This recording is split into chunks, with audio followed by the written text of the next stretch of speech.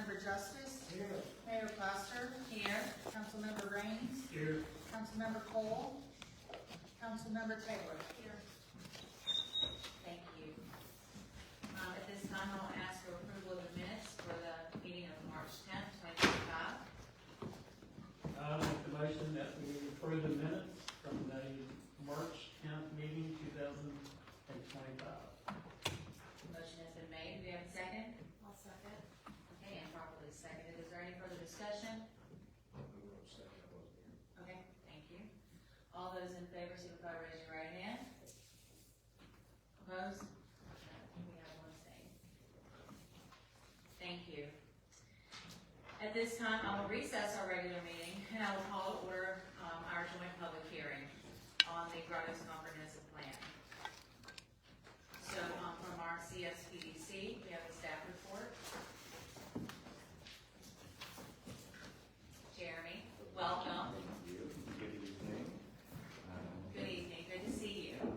Thanks to each of you, and thanks for the opportunity to speak with you this evening. I guess for those who have not met yet, I'm Jeremy Cruz, Director of the Planning District Commission, which, if you're not familiar, that's the regional planning agency established by the state to serve this area.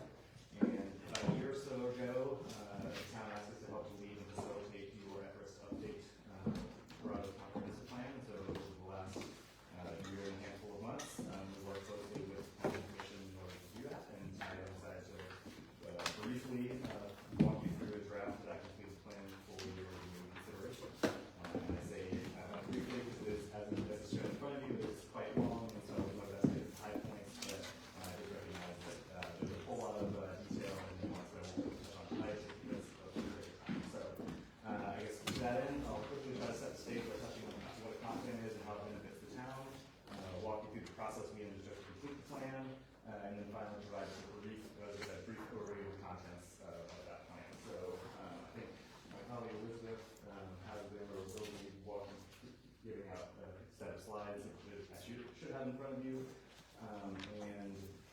Yeah, if you want to turn to the second slide, that would be great. So first, starting off with just what a comp plan is. Formally, a comp plan is an official document adopted by the town that lays out a long-range vision for the town's physical development in a way that reflects and achieves the community's goals and desires in the hopes that it will ultimately help to inform the town's long-range decision making. I think more important and maybe less formally, the comp plan just gives us an opportunity to take a look at the big picture of where we are now and where we'd like to go as a community. And so to do that, the plan first details just where we are today, creates some tangible goals for where we want to be, and then identifies steps that we as a community can take to achieve those goals. And at the end of all that, hopefully we'll have a plan that will help to guide all the community economic development decisions that the Planning Commission and Town Council have to make on a day-to-day basis.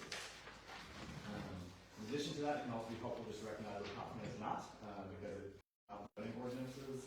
They ultimately are advisory only, in that they help to inform you all's decision making as it relates to rezonings and as it relates to updating your zoning code over time, but it doesn't directly speak to what can or cannot be done with a specific piece of property.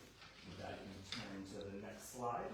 So to that ultimate end, I like to describe the comprehensive planning process as an attempt to answer 4 key questions of where we are now, where we're going, where we want to be, and then ultimately how we're going to get there. So to do that, we follow 4 basic steps that are listed on the right side of your slide. First, we collected analyzed all of the relevant data as it relates to each section and chapter of the plan, which we'll get into in a second. And the second is attempted to engage the community to get residents' input and insight. So we talk about specifically what we did related to that here in a moment. And then we used all that information to draft a plan in a way that ultimately complies with the state code. We also, throughout that process, met periodically with the Planning Commission to allow you all the opportunity to review each chapter to make sure that we actually captured the town's goals and make sure we heard you correctly, and then to ensure that the plan has developed, again, that the goals of the town moving forward. You can go ahead and flip to the next slide. So to try to ensure that the plan was shaped and informed by town residents, we engaged the community for a couple of different ways. First was a community survey, which thanks to the efforts of several planning commissioners and town residents, we received over 400 responses on that. And then the second was last May to try to engage residents in a deeper conversation about the town's opportunities and needs. A summary of that survey data and feedback that was received during both of those are represented in the appendices of the plan before you. Go ahead and flip to the next one. So through that process, we now have a completed draft of the plan. And again, I'm going to attempt to give a very high level overview of the content of each of those chapters, and you can go to the next slide and jump into that.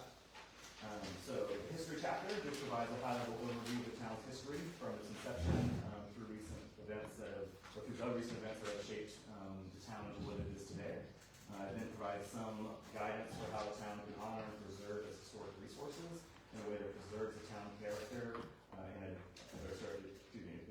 preserves the town character and identity, ultimately for utilizing and restoring those resources in a way that can support economic development as well as civic pride.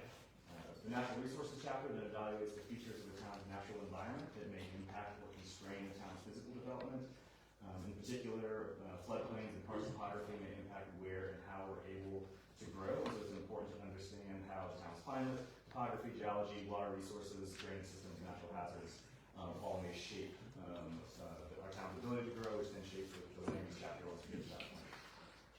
The goals and objectives of this chapter focus on how to encourage development that is compatible with those natural constraints and assets, specifically including improving stormwater management, preserving the natural resource, those two, preserving stormwater management and then preserving the natural resources that are foundational to Grottoes character. With that, you can flip to the next slide. The demographics chapter lays the foundation for the rest of the plan by establishing the number and type of people that we need to account for, specifically understanding our population's characteristics impacts the capacity of the water and sewer system, the amount of traffic on the roads, how much housing we may or may not need. And so to lay that foundation for the rest of the plan, the demographics chapter provides an overview of the people we're planning for, including population size, population projections for how we expect to grow in the next 25 years, notable characteristics of the demographic profile, including age, race of ethnicity, and educational attainment. And since it's foundational to the rest of the plan, this is the only chapter that does not include specific goals and objectives for the future. Go to the next one. The utilities chapter then outlines the town's, or those four main utilities that the town provides, including potable water, sewer and wastewater, solid waste or trash, and then electricity. It provides an overview of the system, capacity, usage, etc., and makes some long-term recommendations for maintenance and improvement. Specifically, some of the goals for the utility system, it just includes maintaining an efficient, adequate, and safe drinking water system, ensuring the Grottoes wastewater treatment plant has capacity to effectively service existing and future demand, assisting homeowners with private well and septic systems, and then maintaining a solid waste program, continuing to maintain a solid waste program that protects both public health and public safety. You can also flip to the next one. The economy chapter then analyzes previous and existing economic conditions in the town to lay a foundation to strengthen your economic vitality. And to that end, it examines the socioeconomic characteristics of the labor force, employment characteristics as well as industry trends, encouraging the development of businesses, shops, and restaurants throughout the town was one of the most common desires that we heard from the public throughout the stakeholder engagement process. And so the goals of this chapter provide recommendations for supporting existing businesses and encouraging both for supporting existing businesses as well as for encouraging the development of new businesses. Secondly, ensuring the local workforce has the skills to support those skills and support services to participate in the local economy. Third was creating a vibrant Main Street. And then fourth was building on the community tourism base as another additional source of revenue. Y'all can flip to the next one. So the housing chapter then evaluates the housing stock, particularly in light of the community's household characteristics, and provides recommendations for improving and maintaining the town's existing housing stock, again, just to ensure that everyone has a sound place to live, for fostering a healthy housing market as a tool for economic development, and then ensuring that new residential growth does not outpace the infrastructure capacity needed to support those households. You can flip to the next one.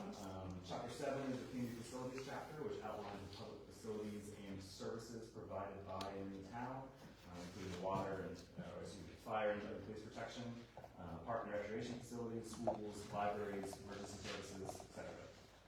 And ultimately seeks to ensure that the facilities and services provided are adequate to meet residents' needs and to ensure a high quality of life.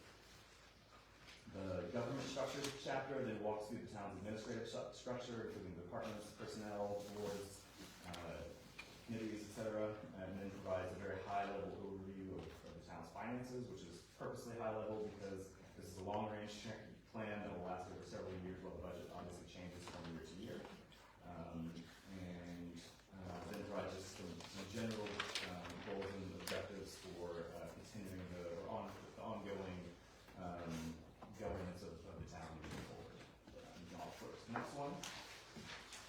The transportation chapter starts by assessing your existing transportation network, including your roadways, bridges, pedestrian infrastructure, as well as just how your transportation system is used, including traffic data, level of service, and vehicular crash data.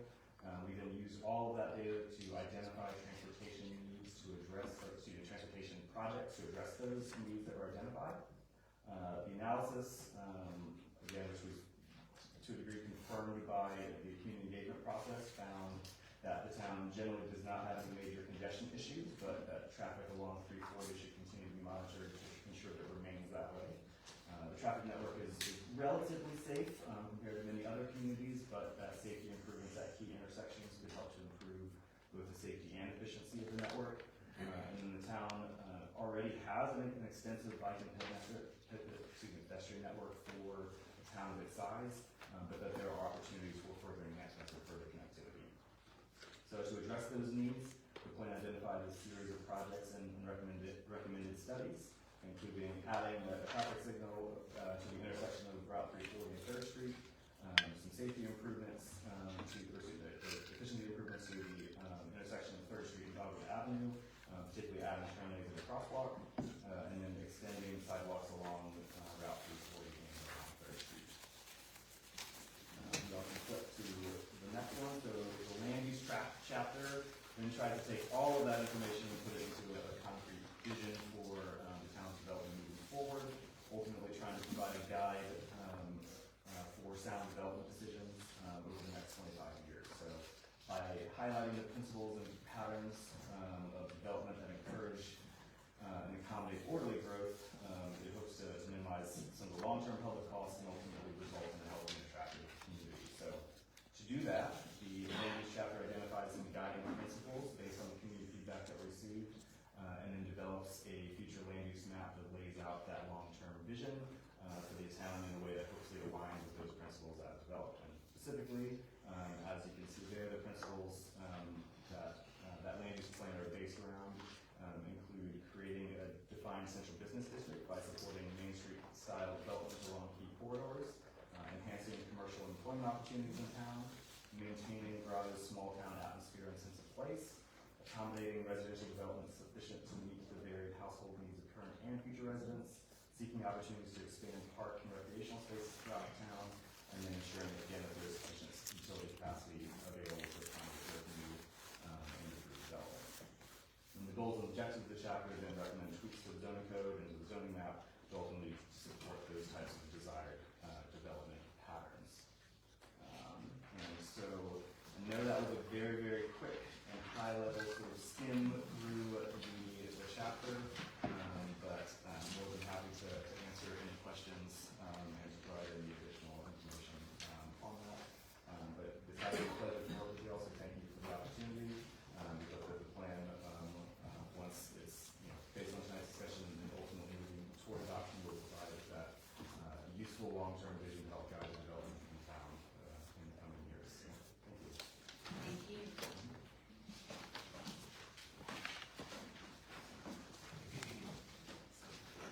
Okay, so we do have a couple of citizens that have, we have room for public discussion, speaking for or against, and we do not have anyone speaking for, but I do have, two, citizens wishing to speak against. And the first one is Taylor Sullivan. Ms. Sullivan, if you would come forward, please. Good evening. First, I'd like to thank the Central Shenandoah Planning District Commission and the CSPDC for their hard work on the Grottoes Comprehensive Plan I also appreciate those on town council, planning commission, and members of the public who took the time to read all 188 pages of the Grottoes Comprehensive Plan, as I did, and to provide the CSPDC with important feedback as to the content and factual corrections. Additional corrections and content changes should have been sought out in a second citizen/stakeholder session/public meeting to be facilitated and coordinated by the CSPDC as outlined in the agreement between the CSPDC and the town of Grottoes and part of that $30,000 contract. Right now, we have jumped ahead to the public hearing phase of the comprehensive plan process. The current comprehensive plan is still in need of numerous corrections and additions before, per the Code of Virginia, subsection 15.2, 22-2225, being approved and recommended, and a copy certified to the town council by the planning commission. The largest portions of these necessary changes are the strategies outlined in the aforementioned contract under section A6, which states the comprehensive plan committee, made up of the planning commission and the mayor, will develop a set of goals, recommendations, and strategies to address issues facing the town. The current comprehensive plan has goals and objectives, but no strategies to provide a general guide for decision-making to address issues facing the town, such as water and sewer infrastructure, population growth, and more. Town staff does not have the right to amend the contract to disregard or combine strategies with recommendations/objectives. Just one example of a change that is needed is in Chapter 10, Objective 1.3, which states, add more conditional use permits to districts, which is a fine objective. The following portion is the problem. Consider adding the provision for an administrative permit where town staff can approve a use that is not by right in the district. Town staff should absolutely not be approving a use that is not already approved in the Grottoes Town Code. Conditional use or special use permits must be examined by a well-informed public. The important process of notifications and a public hearing would be circumvented by this objective. One of the errors among many is under education on page 7-9. The current comprehensive plan states, on January 22nd, 2024, the school board voted to redistrict students to maximize space, reduce overcrowding in schools, and increase student enrollment in smaller schools. The redistricting took effect in the 2024-2025 school year. Due to the redistricting, the students from the town of Grottoes now attend elementary, middle, and high schools in the East Rockingham School District, South River Elementary, Elton Middle School, and East Rockingham High School. Most people with children in Grottoes who have attended public school in Rockingham County will tell you the redistricting took effect for the 2021 school year. I also confirm this and that the actual vote took place on January 27th, 2020 by accessing the meeting minutes for that specific redistricting. The link to the Rockingham County School Board meeting agenda is also incorrect. I normally would have shared all of these necessary changes and additions in a prepared packet and shared them with you. Unfortunately, the latest version of the comprehensive plan was added to the website on Friday, April 11th, and I have pressing family matters to attend to these last 3 days, so I'm not able to supply the information to you all directly, though I do have it compiled. Please reach out if you would like a copy of the additional corrections and content, and I will share it with you. That goes for the members of the public as well. Planning commissioners, your options this evening are to approve, amend and approve, or disapprove the current comprehensive plan. I implore you to disapprove the comprehensive plan so that the necessary strategies to address issues facing the town, such as water and sewer infrastructure, zoning, and much more can be added, necessary changes can be made, and the many errors can be corrected. Thank you for your time and consideration. Thank you, Ms. Albert. Ms. Diakovich? Thank you all. Thank you for everyone for the planning district, for the planning commission, and town council members that were involved in putting this comprehensive plan together. On top of really agreeing everything to what Gleamer just said, I want to share that as someone who attends these meetings and tries to stay on top, I was involved in a survey. I came here for the meeting that involved, us discussing and covering different topics. When I got online at the end of last week to find out the agenda for the meeting, I noticed that there was a public hearing about the comprehensive plan. It took me an uncomfortable amount of time to even find where it was on the website because the comprehensive plan link actually said that I needed to come in person to read it. And then eventually, thanks to Gleamer, I was able to find the link to it and start reading it. It was difficult to read on a phone. I switched to a laptop. Eventually, I pulled it up on a huge monitor to really get to it. So I urge you all to not vote it in today because it seems like there are things missing and things that are incorrect in a little more time. And I get, like, we've been doing this for over a year, it's frustrating, and you're gonna have to go back, but really, it should not pass without more eyes seeing it, or the community really knowing, or at least even one snippet of the plan mentions that you all already know that most of the information the town gets through Facebook, right, through social media about what's happening. There's been no post online, there was a public hearing meeting tonight, that the comprehensive plan, there's a draft of it online, just something to let the rest of us that actually want to be involved so that it's a little easier. Because there was no way that I was going to be able to digest 188 pages of document today in between work and a child. So that's why I think, consider voting no so that we all have more time to maybe put our eyes on it and provide adequate feedback. Thank you.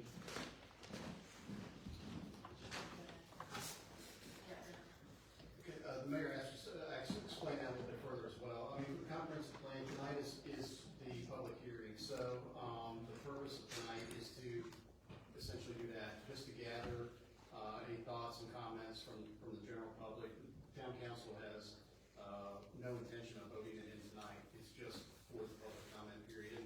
And with a document this size, it's difficult to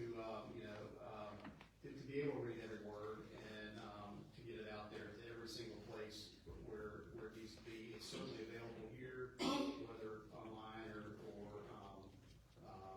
in hard copy. And so come by and pick it up. If you have questions, ask any of the staff, any of the council, any of the planning commission. But tonight is just for the public hearing. There's no intention to push this through for a vote, that's for sure. It is a part of the process to bring it to your attention so that corrections and changes can be made. All right, before I close the public hearing, I want to know if there are any questions from town council as well as the planning commission to Jeremy or amongst each other.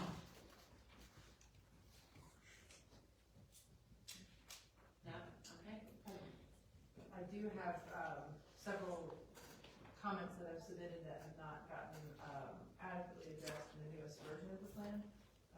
So I don't know if there will be another working session for just the comprehensive planning committee to get together and go over this with the CSP, so that there are several additional edits that I feel like need to be worked through rather than just email back and forth. Okay. All right, at this time, I will close the public hearing and I will turn it over to our planning commission. Thank you, Madam Mayor. Yes, sir. We will call to order the April 14th Grottoes Planning Commission meeting. And turn to the clerk for roll call. Brandon Monick. Brooke Haas. Renee Odenfeld. Here. Dylan Nicely. Here. Darrell Baker. Here. Richard Mintai. Here. We have everyone. Do we have any further discussion? I'll just echo what our town manager said. I don't see a need. I don't think staff or the council wants us to rush this through. I don't think we're under any time crunch. Heard some good comments this evening. I think we'll still have some good comments. If it were the will of the body, I would recommend tabling this evening, but I'm sure we can't make a motion. Just be open to anything. If the commission would like to. Any recommendation, you all? Yeah, I'd like to make a motion to tabling it until the next planning commission meeting to discuss any of the changes that we make there. Motion table. Any other motion? Second? I'll second that. Motion to table. We have a second. On our next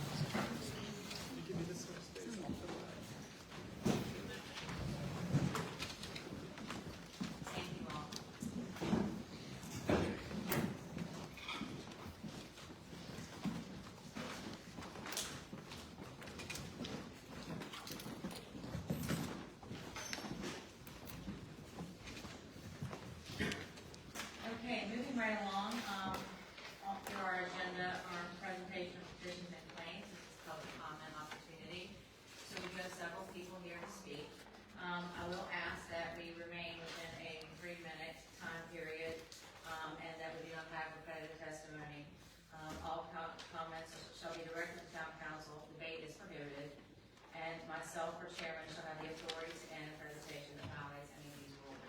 So moving forward, first to speak is Ms. Callie Bailey. Hello, everybody. A lot of you know who I am. This is terrible timing for me with all these folks behind me, but we'll take it as it goes. I've been a resident for 33 years. A lot of you know me from itty-bitty ages up till now. You probably know me most frequently as Councilman Bailey's wife. But I'm here today because Councilman Bailey is tired of hearing me complain at home. So I'm coming to you guys today. This is incredibly outside of my comfort zone. I know that it's hard to be an elected official and hear the hard stuff, so I am hoping that I will have some respect, not just from you guys, but from the crowd and anybody else watching. But I am going to say some really hard things, and I don't take it lightly, and I certainly don't take it personal, but I felt like I got to tell you guys. And I think it's not just me. I think that I'm going to say some things that a lot of citizens want you to hear and know as well. My family built our forever home here 9 years ago, and I convinced my husband to stay in this town because I wanted amenities: water, sewer, trash, and snow removal. And I wanted those amenities because I didn't want to drop a well. I didn't want to dig for a septic tank, a manufactured one. I wanted to pay a small connection fee, have my taxes pay to maintenance those things. And what has happened the first time is nothing. Nothing is happening. Unfortunately, we experienced a terrible incident on March 22nd where we were without water for an extremely long time. And there was so much happening in the town that day. I don't have to tell you all, but Grottoes Little Leagues, ball fields had a tournament going on. Shiplet Field had, Mary Baldwin had a game going on. The fire department had a fundraiser with 300 people there, on top of residents having their water. Not able to flush toilets, bathe, take care of children, wash dishes, cook, nothing. And it really is unacceptable. It wasn't an isolated event. This has happened multiple times. And I think for me, it really was just the end. You know, I thought, this is terrible. Of all the timings, you know, this is just terrible timing. I think what we hear from you all as a council is we inherit this problem. It is a tired excuse, and it's kind of disrespectful. There are some council members here who have been on council for decades.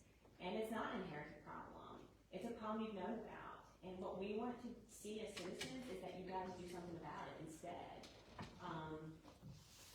I know that you have dumped a lot of money recently from ARPA funds, but that was because the clock ran out and you had to spend money. You didn't really want to spend that money, but you did the right thing and spent that money on water and sewer.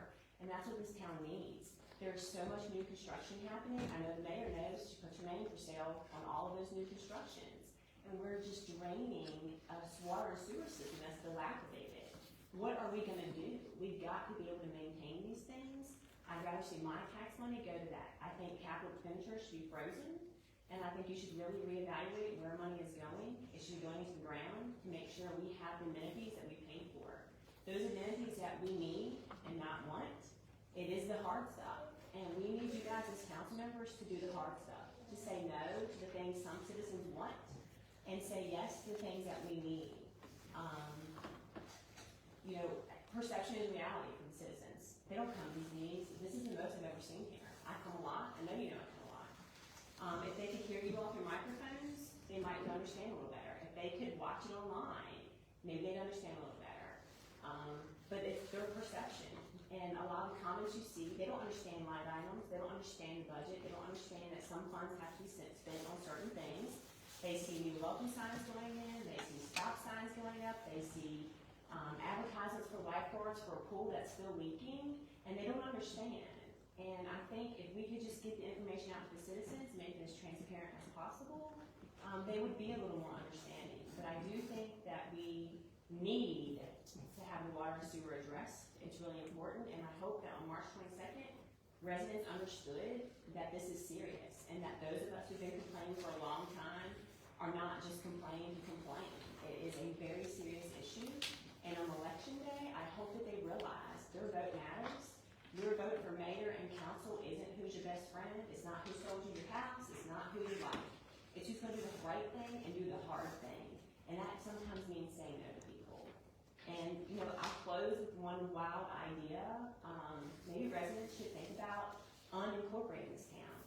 Maybe if we pay taxes one time time we got a service from Rockingham County, that would be sufficient. But, that's all I'll say. Thank you, guys. Mr. Kyle Stalker?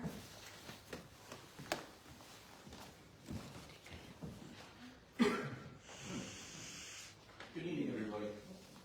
Unfortunately, I'd like to first start off by saying that it's been brought to my attention that at least one of the members of council decided to tell one of my neighbors, and I'll quote, that they should advise me to stop saying that we had a sewer in our yard during last year's hurricane and that we just had water, extra rainwater in our yard, quote. My wife and I took that comment as a veiled threat, to be honest with you. We'd first like to know, how would that individual know when they've never been to our residence? The reason I start with that is because I think there's multiple people within the town that want to speak up or mention different things that take place within like the community, but they don't come up here to be open about it because they're afraid of retaliation or what might be the outcome of that.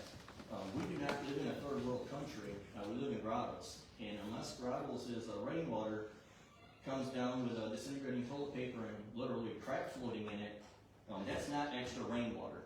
Here's a picture, for example, of what the side yard looked like with sewer and toilet paper during last year's storm.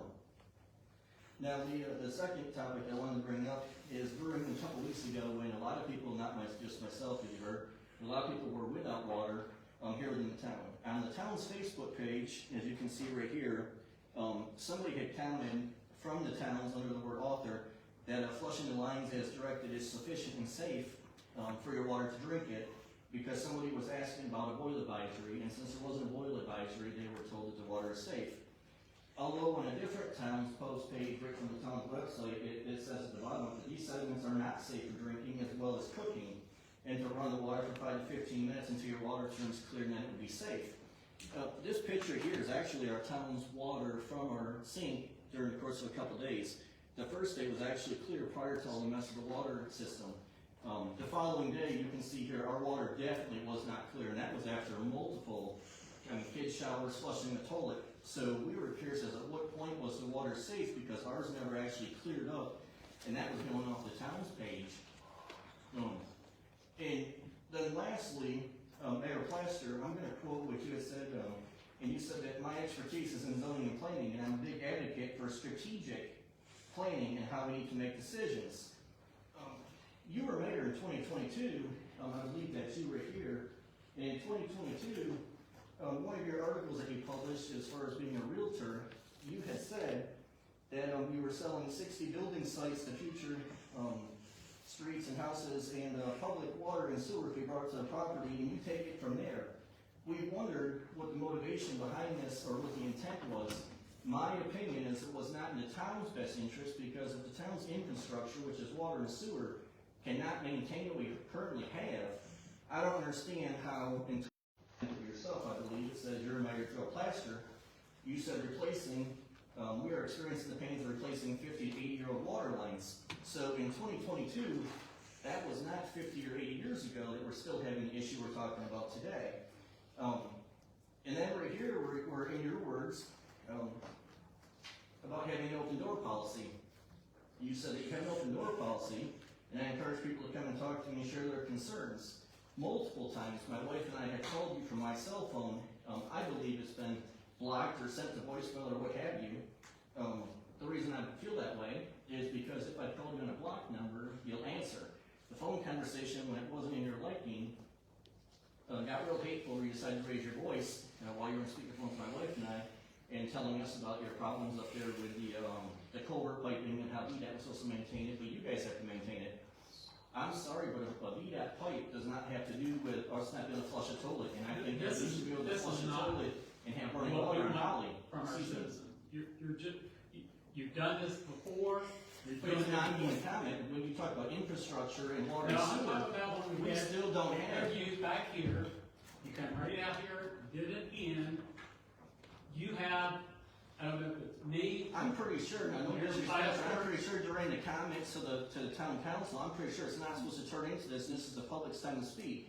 I could be wrong on that, but going off of the Your town. time has expired. You started at So 7:38. thank you, but that's what I'd like to bring to the table, so you guys are aware of the problem you still have on Holly.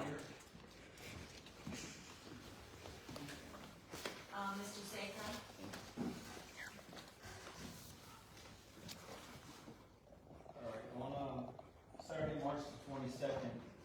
broke a not too nice message to the town via the website. I take complete responsibility and apologize to the person who received the message for the roughness of the message and was probably a bit too upfront. Would that have been you? No. Okay. And in your face, the message itself is needed. For 2 years, I've tried with AJ Hummel to get the septic truck to come by our residence because it's been many, many years since the silt box had been pumped. On that day, apparently the contractor's septic truck came by, but we weren't home, and no one was available to open the gate. Years waiting on this, and there was no communication from the town or the contractor that they were coming by so that someone could be there. Yes, once I found out that they came by, I was extremely upset that we were not notified of the plan. Simple communication could have saved a lot of frustration. I asked that the town please have this contractor come back by my residence, which can be found on the sign-up sheet, and have the silt box pumped. Also, please communicate with me as to when it will happen, and I would be greatly appreciative so I can have someone there or myself be there so that they can come in and pump my silt box, which hasn't been done for years. So it'll save a lot of headache. This septic truck issue was the breaking point that day. The beginning was the very low water pressure we all had that day as well. This brings me to my next point. I understand the town is having water line issues and trying to update them, and sewer issues. But how can the council justify giving over $100,000 to the pool when we are suffering on multiple occasions of low or no water pressure? Your priorities to the residents of the town seem to be a little off, and I don't remember any money in the budget that was brought up for discussion last year for the pool. That money should have been allocated to maintenance and update of the town water lines. How can the pool be allowed to open when there's no evidence that shows the leaking has been stopped? That we not know for sure the ground underneath is stable from the leaking. That the very reason it was deemed unsafe in the first place, the way to be plowed in, was that very reason for it we couldn't tell. I'm not against the pool, but I'm very much for a safe pool, and this has not been 100% proven to be safe. Money for cosmetic stuff does not make this pool any safer, and that money was needed to go to the town problems, not an agenda for a pool that is still leaking and possibly unsafe. Mr. Justice, Madam Mayor, last year when the budget was coming through, and we were raising our taxes and raising all this money, it was told that it was coming from the previous town councils, everything was handed down. Mr. Justice, you even blamed the residents for not shopping in the town or eating in the town. I believe that the problems came from the councils from before, yes, just like you said, but I believe because they allocated money, like you all did last month, to things that should have been allocated to. And I believe that that happened in the council, just like you gave $100,000 away last month. Thank you. Ms. Tabitha Dean. So clearly, we know we have a water issue. It's got that point done. So possible solution and possible help with that would be the town purchase of a computer system, right?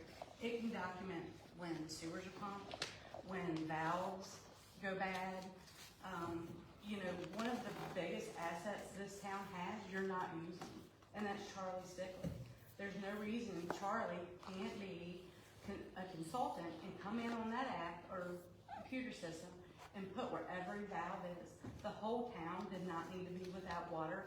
The 9th Street valve could have solved that problem and the rest of the town could have had water. I really encourage you to speak to Charlie Stickley. He did leave behind, which is apparently no longer here. And if people don't want to reach out to Charlie because of pride or issues, then you probably don't need to be in the chair you're sitting in, because that man knows this town like his backyard. And there is no way that the whole town should have been without water. And so I just encourage speaking to him, encourage him being a consultant and using the system when lights are out, when valves are bad, when pipes break. That system could be the historic, the history of everything that goes on in this town. So if you said, oh, I've had 3 complaints on my street light, you go back to the system and look, what's maintenance on? Did they fix the street light? Is there a problem with that light?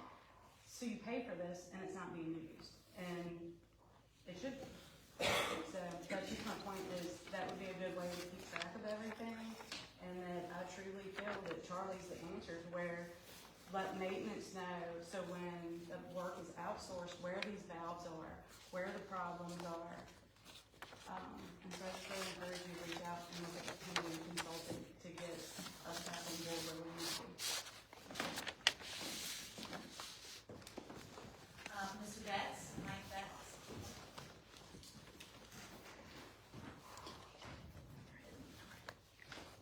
No order. It's out of order. No pun intended. No pun intended, actually. So anyway, in 2011, I came up here and asked the council permission to put on the Grand Caverns Race Series. And, it's been, if you count 2012, it's the first year, this is our 14th year, 26 official runnings of the race, 3 unofficial ones, but people, runners are runners. And so we did that. So I just want to encourage the council and anyone else in the town to come out on Friday, April 25th. Regardless of what, we're an all-weather event. We even get sunshine once in a while. And participate, walk the Grand Caverns 1 mile or do the 5K, which sadly is the only certified 5K in the Shenandoah Valley, and that ends on the 25th. And or be a volunteer, be a cheerleader. Over the 14 years, we have had thousands of runners as far as way as California, Texas, Montana. For whatever reason, last year we got 3 folks in from Montana and nearby states, North Dakota. And this year we got folks coming in from nearby states, including the great state of Connecticut. My grandbaby's coming to do the 1 miler. So I want people to come out. We have raised over $47,000. The first year just went to benches and solar lights. The next 4 or 5 years to put at the fitness stations around the park, including the only outdoor wheelchair-friendly fitness station in the entire county. And so we have the bibs in. Sadly, it says final edition on it. We have higher Blue Ridge timing, so we won't have any issues with the chip timing. We have a photographer coming, and it's a great community event. The Grand Caverns is, as we all know, a natural park. It's a living park. The town came to us after we raised the money for the playground equipment to raise money for a playground.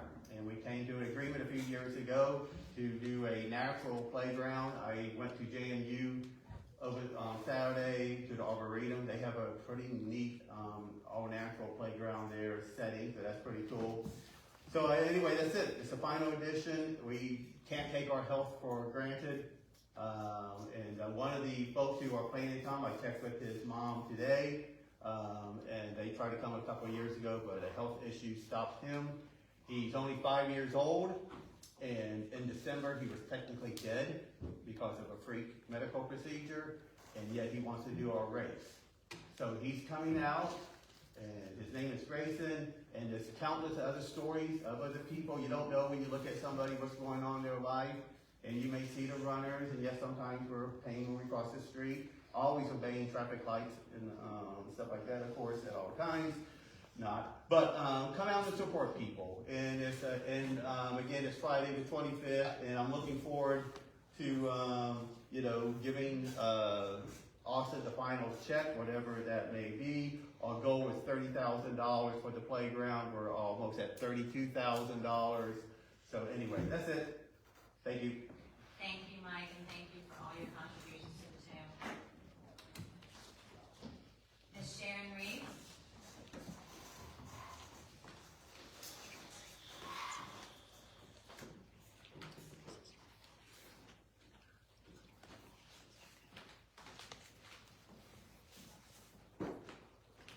Yes, I'm here for the water issue also.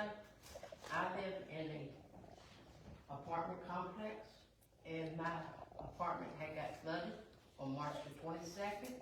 I went and called the landlord. I had 2.5 inches of water in my apartment. It then broke my carpet. I am concerned about the mildew and the mold. They have not replaced my carpet. I asked them, who's to pay the water bill? All the water that I lost. I have spoke with Tara. I have given her my water bill. But who's to say y'all will pay it when it comes time for the month that my water will be paid? Plus my light bill with the fans being run for 7 days, day and night, humidifiers, to get it cleaned up. So I spoke with the landlord. They said it was y'all that I need to speak to about it, because it was on y'all that the pipes busted, and I spoke with one of the workers that was with y'all, helping with the pipes, and he said y'all put 12-inch pipe into a 6-inch pipe, and then turn the water full blast when you wasn't supposed to. So it wasn't nothing that I done at my apartment for it to be flooded. And so I just wanna see where I'm going from here, who's gonna pay these bills for that long, when the time comes due. Okay, ma'am, thank you for your time. And we'll be in touch. Ms. Medina Pavich. Hello. So I'm here also about the water issue, right?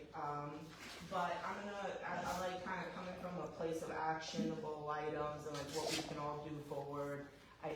There is a sense that a lot of people in town are angry and there's a lot of misinformation going around. And so I think on multiple occasions, I've been in front of you all and asked for intentional communication, transparency.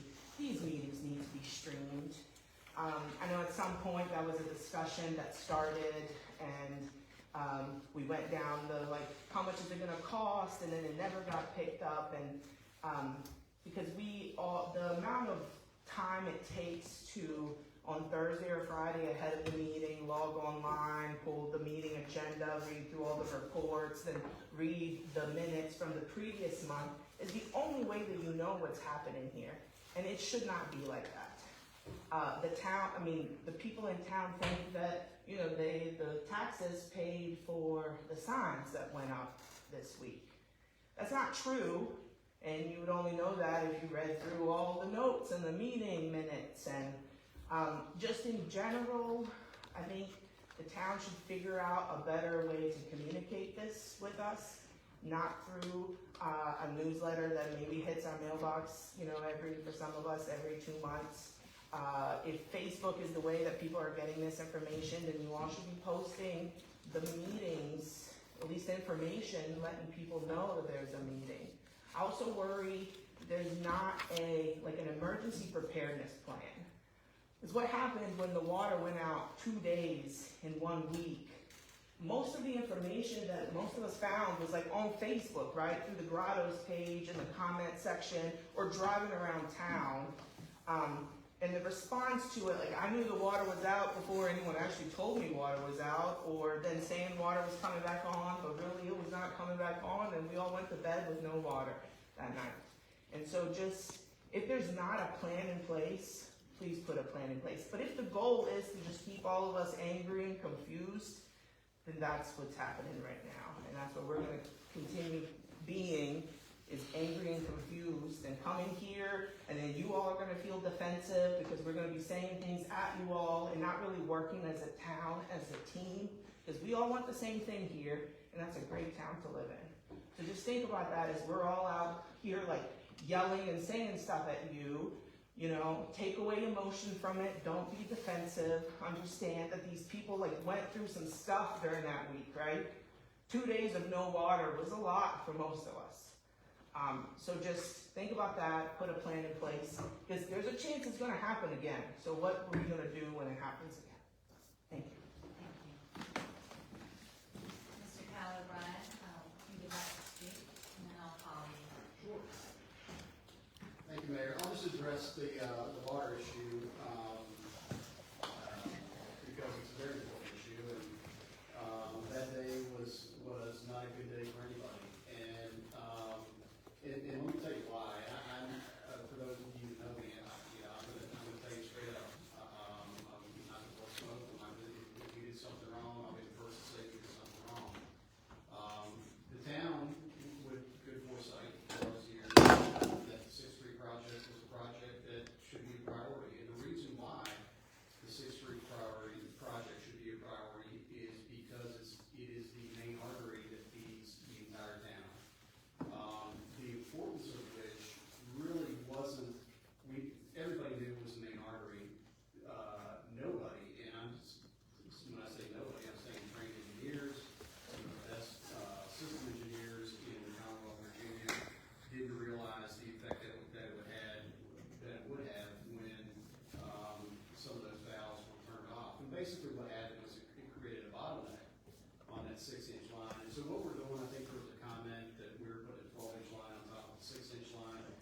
we're actually doing is replacing a 6-inch line with a brand new 12-inch line, which is a class 52 ductile line that, unless it's made wrong, doesn't break. I mean, when I say doesn't break, it's in quotations, it's broken before, but compared to old cast lines, it doesn't break. And so that's what's going in there. And what happened that day, that whole week, actually that month leading up to it, I've worked in municipal government for almost 30 years and have been on a lot of water main breaks. I have never had a month that I had this past month that culminated in that Saturday. I mean, there was one day where we had 13 water main breaks, active water main breaks in this town in one day. That's unheard of. Now, you're going to have water main breaks moving forward, whether you're in Bridgewater, Dayton, Harrisonburg, Stanton, you can name every city in town, up and down the valley, up and down the Commonwealth, across the United States. These water lines were put in sometimes at the turn of the century, in our case, in the 30s and 40s.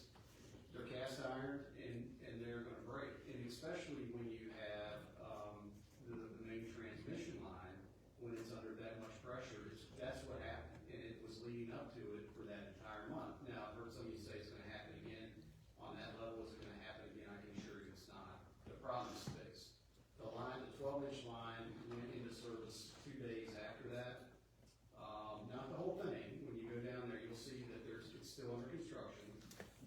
However, the relief valve, which is that 12-inch line, we were able to put in after we got the bacteria samples that came back good. So, will it happen to that extent again? No. Will the tanks be drained again? No. What have we done since then? Well, and this was not because of that, we had a SCADA system, and the SCADA is basically, it's an acronym for a remote system. So, right here on my phone, I can tell you right now exactly what the pressure is in the town distribution system. Tell you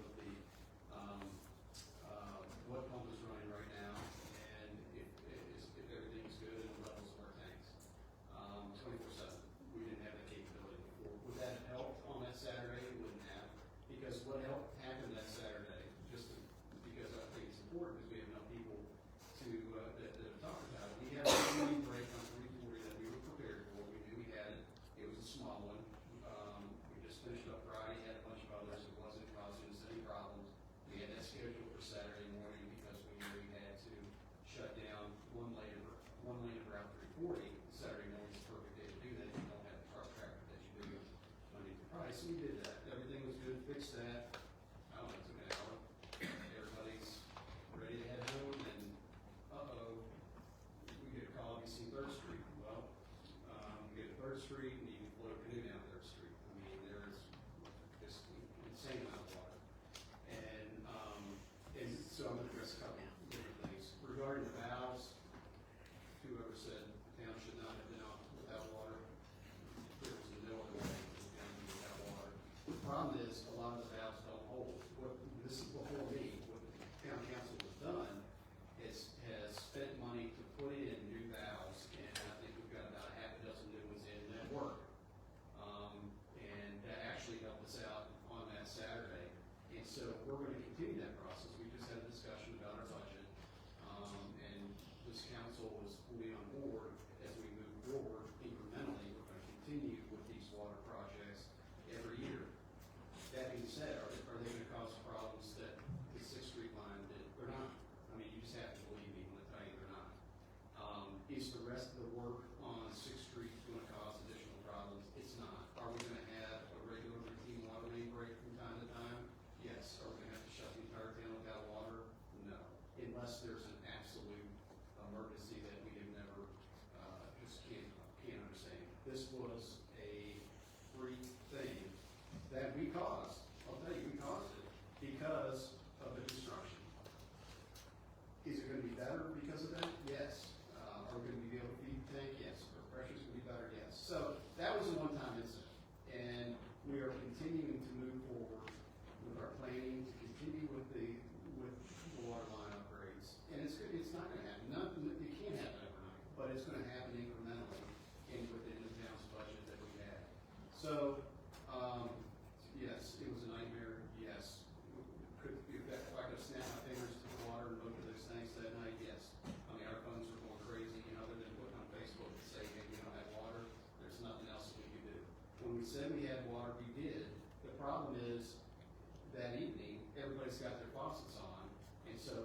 system is gonna fill up by the flow of the water. Just think of it as a big wave coming down. And somebody who's drawn a bath, or somebody, you know, they're gonna get the water, and it's gonna keep on going down. So, you know, on the western side of town, it took a little bit longer to get there, but by the morning, it was completely, you know, the tanks were full, and I can just tell you, that you're not gonna have a Saturday like that again. I can assure you that problem has been resolved. So, again, moving forward, I think this council has put infrastructure, first and foremost, for this town, and I think they've already done it, with the valves and with these projects, but, the water crisis is behind us, I can assure you. So, and one other thing, when we have a major break like that, somebody had a picture of a glass of water, that's air. If you put it down, it's gonna settle out. It's actually not true. We had it tested. I'm not gonna, I know it's not my turn to talk, but I can tell you that it's not just air. Okay, fair enough. 99.9% of the time it is. So if you have that issue, I'll be happy to, come down and check out the water, but thank you. Okay. Yeah, because if it was just air off your guys' website, off the town's Facebook page, as you mentioned, I'm not sure why the town would have said that because of the sediments, and I can quote it once I get it here, but when it said, flushing in place removes the air and the stagnant water that may contain lead, copper, and other sediments. These sediments are not safe for drinking as well as cooking. That was directly from the town's Facebook page. I didn't know air was fine and not harmful, because reading this, it says it's not safe. And like I said, it wasn't just air in our lines. I didn't see it first. I'll take the word for it. The calls we got that weekend after, or the week after, was all there.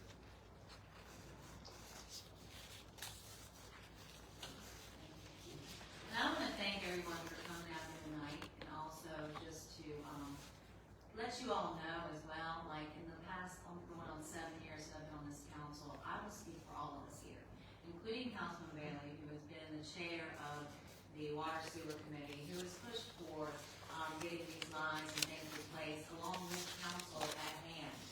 The last 7 years that I've been a part of this council, we have moved substantially in the right direction. We had to deal with COVID. We had to deal with backlogs of ordering. We had to get material that was not available to us. We had to receive funds in order to spend them. We had to allocate them. We had to adjust. And just like a child, that child, unless there's something substantially wrong with it, it's going to start walking. This town has had decades and decades and decades of time to plan for a future that maybe wasn't going to happen. Back when I've been here for 25 years, and in these 25 years, I've been a part of the school system with South River Elementary, raising money for their playgrounds. I've been a part of the Booster Club, where the children at Spotswood High School. I've been involved in this community since day one. So I've seen the growth. I've also seen the disconnect of taking care of what we've got. I've seen us take down tennis courts when our community members want amenities. I've seen us tearing apart our parks when we should be rebuilding them. I've seen us having plans and goals to make it a better place, but yet it gets put to the wayside. So we try to find a proper balance for that. And in doing so, we're hit with growing pains. And just like the water line project, which our town manager Kyle spoke on, it was a planned event. The subsequent breaks were not planned. And it was a pain from that. But when are we supposed to? When it's 20 below zero? We planned to make this repair when the weather was conducive to do so. We will plan to continue to make these repairs when they are conducive to do so. And now is the time to repair. As far as the address of me being a realtor, I have the right to sell property, okay? And I cannot, nor can this governing body, tell a landowner that they cannot sell their property for what it's properly zoned. And just like you have a lot that's beside you, I can't tell you can't put it up for sale, and you can't tell anybody what can be sold for. No way, shape, or form. At that point, it becomes a lawsuit. If you want, I'm not in debate with you. I'm not going to debate, no, Madam Mayor. But if you're bringing it to my attention, no, I would just wonder if the kids are growing, as you said, and you know they're going to need bigger clothes. Why don't you buy them bigger clothes before? Why don't you buy them bigger clothes before they outgrow the other ones? That's all I was saying. Moving forward with what I'm saying, as far as the land that was sold over But that's If we go with transparency. proper plan development, we cannot put a moratorium on this town. We must plan for what we are doing. The contractors and the developers that are in this town have to put in the type of lines that we require. We're not letting them put in 2-inch lines so we have a blow up. Our town staff is telling them we need an 8-inch line here. We need these many connector valves. Our fire department tells us how many fire hydrants we need to have. These are not things that I am a part of as far as that's concerned. Our town staff and our development planning commission are the ones that are in charge of that. Now, I will not sit here and be accused of selling every house in this town, because as you can see, I know we're at 2 sale houses, but less than 7% of my sales come from the town of Grottoes. I sell property in Northern Virginia, all up and down this highway, and I have a right to do so. And every council member sitting here, you know what we get paid a day? $4.10 as a council member, $4.93 as a mayor. And we didn't sign on for this job collectively to take your all's concerns lightly. We are here every day, and we spend countless hours studying and trying to figure out the best way to move forward. And during this transitional period of growth and all of these wonderful folks that are coming here, we have gone through several town managers before my time, which creates overturn, which creates inconsistency. Now we've had a second town manager come into place, who I hope stands by his word that says he has 1,000,000% buy-in, he's here to stay, because he is and has been the greatest thing to come back to Grottoes, with also knowledge from the past. So, that being said, I am glad you all are here. I am sorry for the inconvenience. I also was without water, also shared the same pain as you all did. But again, moving forward, this is all part of our growth, all part of our planning, and all part of our development. And I do have an open door policy. You are welcome to come and talk to me. And I had calls coming in late into the night, just like a lot of our council members, if not all of them, had that very night and throughout the week. And so, I appreciate you. But coming from where I'm coming from, it's not about me. And I am not self-serving. The stop signs, the different things that we have to put up here is to gauge what the traffic problems we've already had. We had a problem with food line coming in. But I wonder why we didn't plan for 5,000 cars to go down a narrow street that wasn't planned. I wonder why we didn't do that. I wonder why we had to put Food Lion in Augusta County. And I wonder why we have a dilapidated storefront with someone in it who has dilapidated properties all over the place, who isn't taking care of anything but ranting and raving on Facebook. I wonder why. How did we get there? And how are we going to get away from it? So I appreciate you. I'm going to move on with our meeting. And thank you very much. Mayor, I just want to add, my tone to you wasn't what you just gave us, but I appreciate it. Thank you. You're very welcome. So moving on to our next part of our agenda is our reports and standing committees from our finance department, Councilman Ray. Yes, I make the motion to approve the finance report for March 2025. Motion has been made. Do we have a second? Motion has been properly seconded. Is there any further discussion? Hearing none, all those in favor signify by raising your right hand. Motion carries unanimously. Thank you. And that's all I have, Mayor. Thank you, sir. And moving on to our water and sewer committee, Councilman Bailey. I just want to thank everybody for coming out, sharing their concerns. We all had the same issues we have here too, so we feel it as well. We have been putting money into water and sewer infrastructure, ARPA funds, as you all know, which is the American Rescue Plan, latest state and local fiscal recovery funds, must be into the revenue. I think all the couple of $100,000, $2.3 million is put in the ground, or is still in.